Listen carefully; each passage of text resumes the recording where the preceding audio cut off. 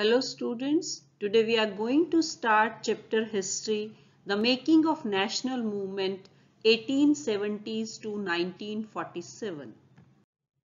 All of us know that our country was ruled by British for a long period of time. What were the effects of British rule? They conquer territories and take over kingdoms. British introduced new laws. Life of peasants and tribal people changed during their period. Educational changes also took place, and many social evils like Sati Pratha, caste system were challenged by British, and revolt of 1857 took place. In this chapter we are going to read what happened after 1857. A feeling of nationalism emerged among people. Let's find out what is nationalism. During 1870s and 1880s, many political associations led by English educated professionals such as lawyers, it gave rise to feeling of oneness, unity among the people of nation, patriotic feeling, principle and policy of national independence. Some important associations formed during this period were Pune Sarvajanik Sabha. Sarvajanik means of all people. The Indian Association, the Madras Mahajan Sabha, the Bombay Presidency Association, the Indian National Congress. The people of India were not happy. The main reason for their discontentment or dissatisfaction were the three laws made during this period. First was Arms Act in the year 1878. According to this, Indians were not allowed to possess arms. In the same year, the Vernacular Press Act was brought by British. If any newspaper publish anything against British, then the property of the press is confiscated by the British. Third, the Ilbert Bill. It was brought in 1883. White people opposed it. They were not ready to face trial before Indian judges. Indian National Congress was formed in December 1885. 72 delegates from all over country met at Bombay. A.O. Hume, a retired British officer, also played a major role in formation of Indian National Congress. Let's have a look on the names of early leaders of Congress: A.O. Hume, Gopal Krishan Gokhale, W.C. Banerjee, Badruddin Tayebji, Dadabhai Naroji, Firoz Shah Mehta, and many more. The Indian National Congress in its first 20 years was moderate in its objectives and methods. Congress wanted better representation of Indians in Legislative Council. There were two kinds of Congress leaders: moderates, which are known as Naramdal, radicals or extremists known as Garam Dal. Let's learn about the demands of moderates. They demanded that civil service examination to be held in India, not only in London. They demanded separation of judiciary and executive, repeal of Arms Act, Vernacular Act and Ilbert Bill. They demanded for freedom of speech and expression, a greater voice of Indians in the government and administration. It wanted Legislative Council to be more representative.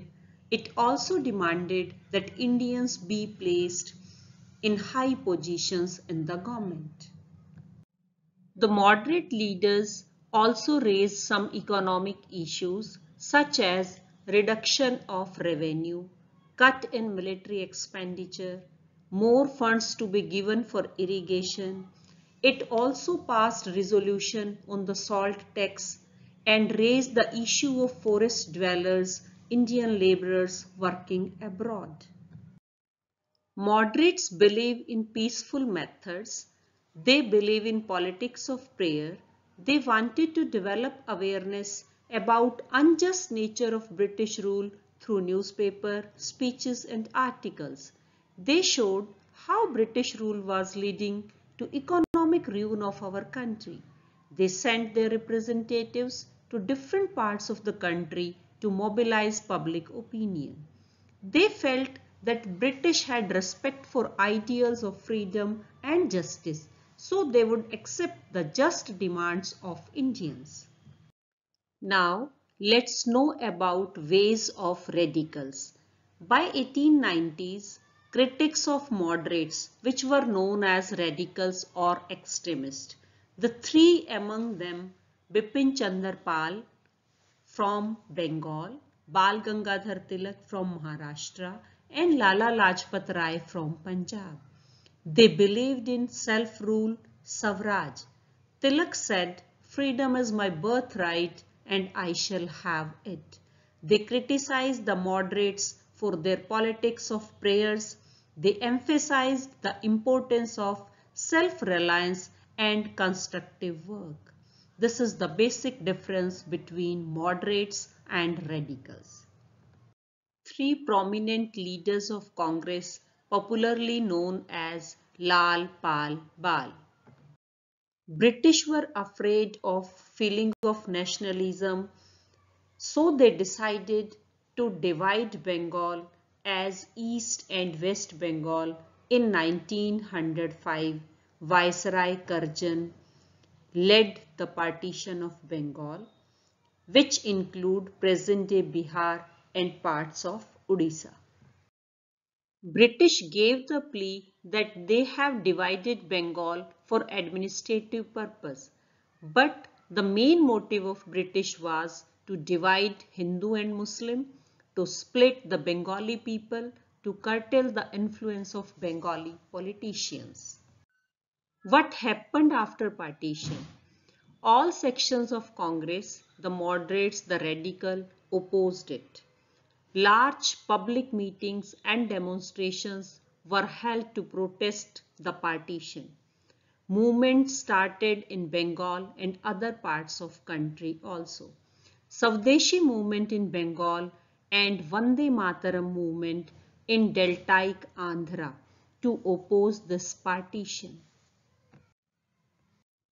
Up to some extent, the British government gets success in its mission of dividing Hindus and Muslims, as Muslim League was formed in the year 1906. It supported the partition and demanded for a separate electorate for Muslims. In 1907, Congress also split, but again reunited in the year 1915, and in 1916 both Hindus and Muslims signed Lucknow Pact and decided to work together for representative government in India. The First World War altered the economic and political situation in India and led the growth of mass nationalism. During First World War, rise in defense expenditure, which led to increase in taxes on individual income and business profits. Demand for war supplies created difficulties for common man. On the other hand, war reaped fabulous profits for business groups. It created demand for industrial goods like jute, bags, clothes, rails, etc. Indian industries expands and business groups demand greater opportunities for the development. In next part of video, we will learn what happened after 1919 and what is the role played by Gandhiji in Indian struggle of independence. Thank you. Have a nice day.